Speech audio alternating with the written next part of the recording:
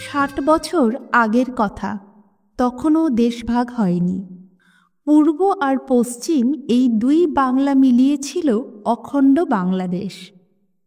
তখন ওপার বাংলায় যেতে পাসপোর্ট, ভিসা কিছুই দরকার হতো না। শিয়ালদা স্টেশন থেকে ট্রেনে উঠলে গড়গড়িয়ে চলে যাওয়া যেত গোয়ালন্দে। সেখান থেকে বিশাল স্টিমার নদীর বুকে তুফান তুলে পৌঁছে দিত তারপাশা, ভাগ্যকুল, মুন্সীগঞ্জ কি আরও দূর দূর জায়গায়।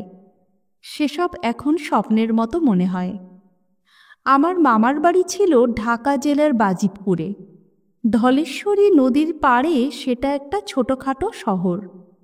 এই শহরের একধারে ছিল মস্ত এক জঙ্গল। ওটা সাপখোপ, ভামবেড়াল, পালপাল শিয়াল আর খরগোশের আস্তানা। বাজিতপুরের লোকজন পারতপক্ষে ওধার মারাত না। এই জঙ্গলেই এক গরমের দুপুরে চোরেদের মহাসম্মেলন ঘটে গেল। শুধু বাজিতপুরেরই নয়, আশেপাশের যত গ্রাম আর শহর আছে সব জায়গা থেকে নামকরা চোরেরা এসে হাজিরা দিল। এই মহামিলনের একটাই উদ্দেশ্য, তা হল ধনঞ্জয় পালের বাড়িতে চুরি করা। ধনঞ্জয় পাল সম্পর্কে দু চার কথা এখানে বলে নেওয়া দরকার। লোকটার কাঁড়ি কাঁড়ি টাকা। 4টে লোহার সিন্দুকে সেই টাকা পুরে বাইরে থেকে পেল্লায় পেল্লায় তালা লাগিয়ে রেখেছে। চাবির গোছাটা সর্বক্ষণ তার কোমরে বাঁধা থাকে। যে ঘরে সিন্দুকগুলো রয়েছে সেখান থেকে এক মুহূর্তের জন্য বাইরে বেরোয় না ধনঞ্জয়। স্নান টানের জন্য ঘরের এক কোণে ব্যবস্থা করে নিয়েছে, ফলে তার আর বাইরে বেরোবার দরকার হয় না। রাতে ঘুমোয় না লোকটা। দিন হোক আর রাত হোক সিন্দুক পাহারা দিয়ে যায়। বাড়িতে ধনঞ্জয় ছাড়া আছে তার বউ আর 2 মেয়ে। বউ মেয়েদের প্রত্যেকের সামনে পেছনে 1 ডজন করে চোখ। সেই চোখে ধুলো দিয়ে বাড়ির একটা কুটো সরাবার উপায় নেই। দিনের বেলা তারা চারদিক নজর রাখে, যাতে চোরটা কেউ ভেতরে ঢুকে পড়তে না পারে। সন্ধে হলেই বাসনকোসন, আটপৌরে জামাকাপড়, এমনকি বালতি বা ঝাঁটাটা পর্যন্ত ঘরে ঢুকিয়ে দরজায় খিল এঁটে দেয়। এই ধনঞ্জয়ের বাড়িতে চারপাশের চোরেরা কতবার যে হানা দিয়েছে তার লেখাজোখা নেই, কিন্তু এক টুকরো সুতো কেউ নিয়ে যেতে পারেনি। এখানকার চোরেদের কত নাম, তাদের খ্যাতির সুবাস শুধু ঢাকা জেলাতেই নয়, সারা বাংলাদেশে ছড়িয়ে পড়েছে। লোকে বলে ওদের হাতে নাকি জাদু আছে। গেরস্ত যেখানেই তাদের সোনাদানা, টাকা পয়সা বা গয়নাগাটি লুকিয়ে রাখুক না কেন, ওরা খুঁজে বার করে লোপাট করবেই। কিন্তু ধনঞ্জয়ের কাছে কোনো কৌশলই খাটে না। লোকটা তাদের মুখে একেবারে চুনকালি মাখিয়ে দিয়েছে। এবার জঙ্গলের ভেতরকার সেই সভার দিকে তাকানো যাক। এ অঞ্চলের চোরেদের যে গুরু, যার কাছে তালিম না নিলে চুরিবিদ্যাটা পুরোপুরি রপ্ত করা যায় না, তার নাম হলো পীতাম্বর।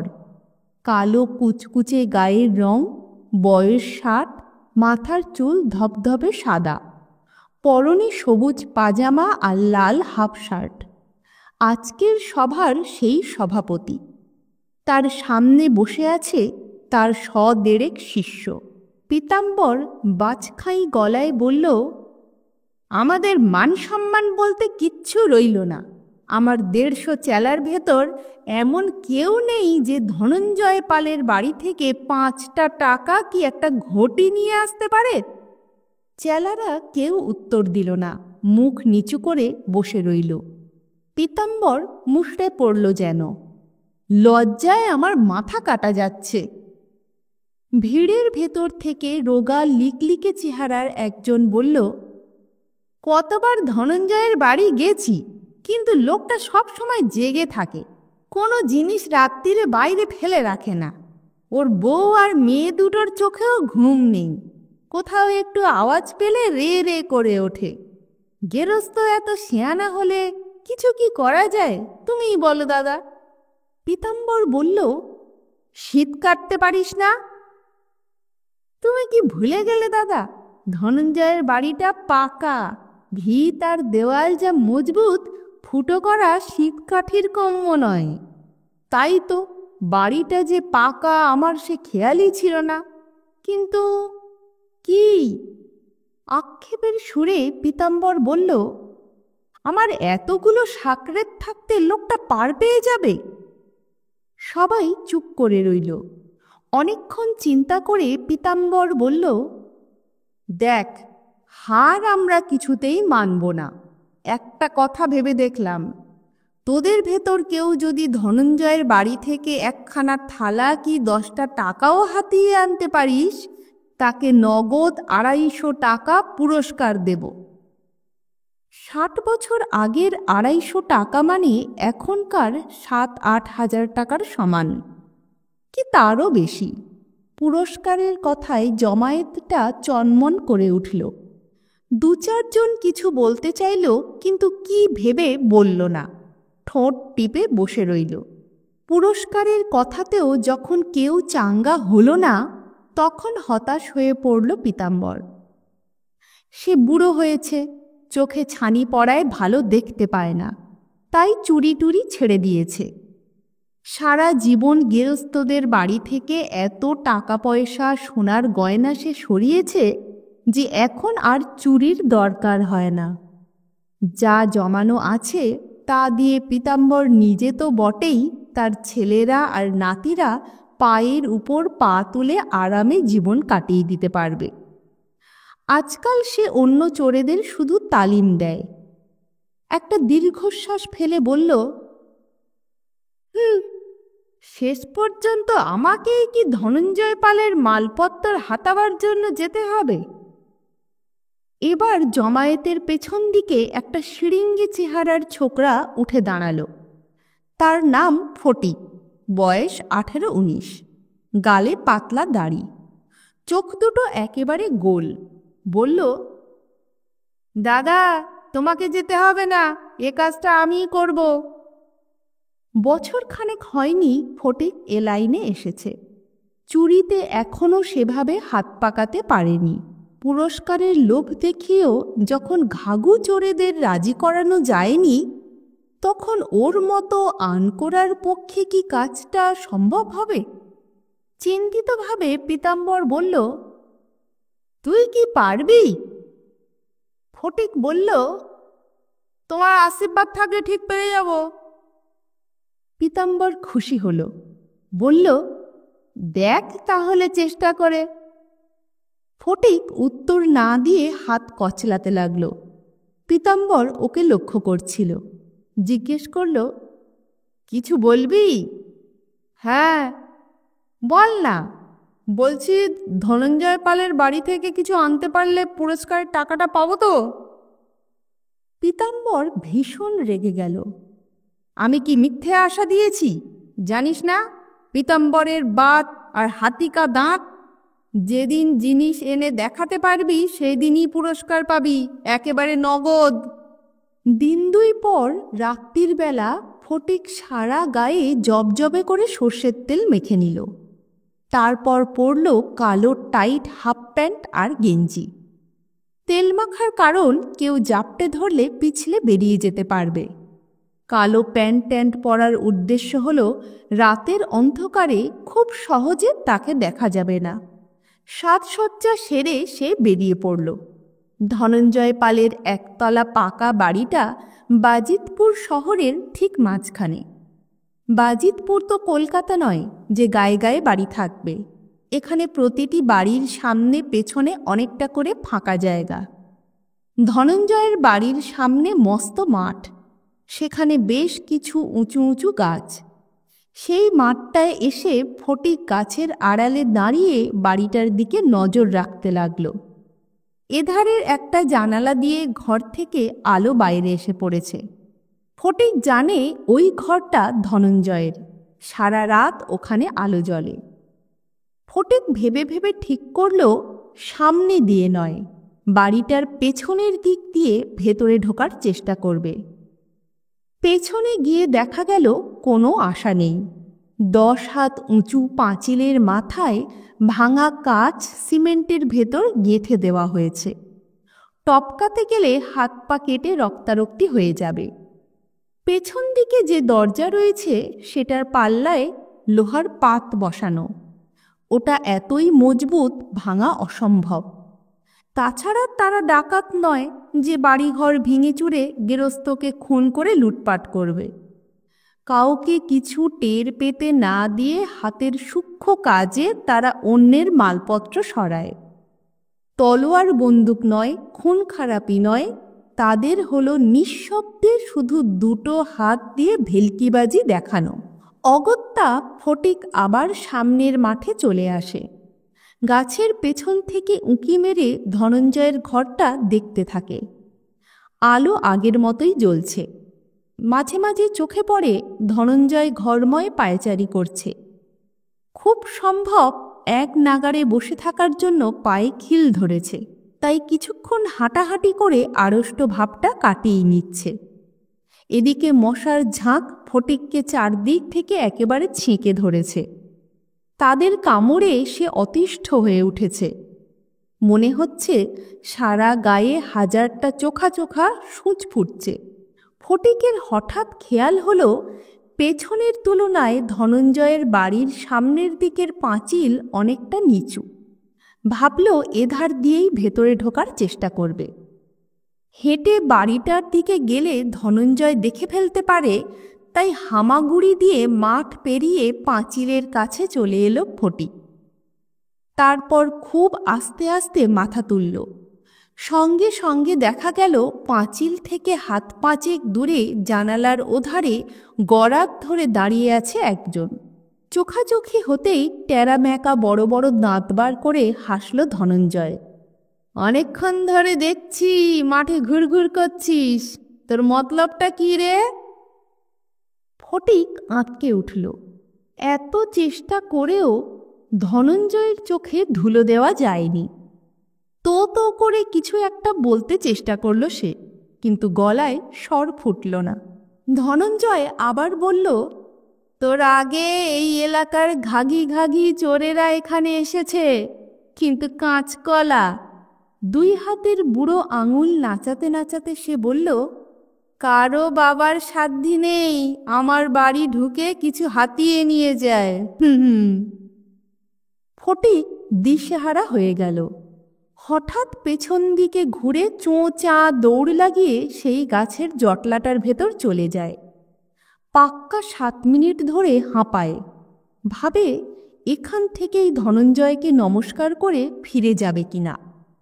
পরক্ষণে মনে হলো বড় মুখ করে সে গুরু পীতাম্বরকে কথা দিয়ে এসেছে।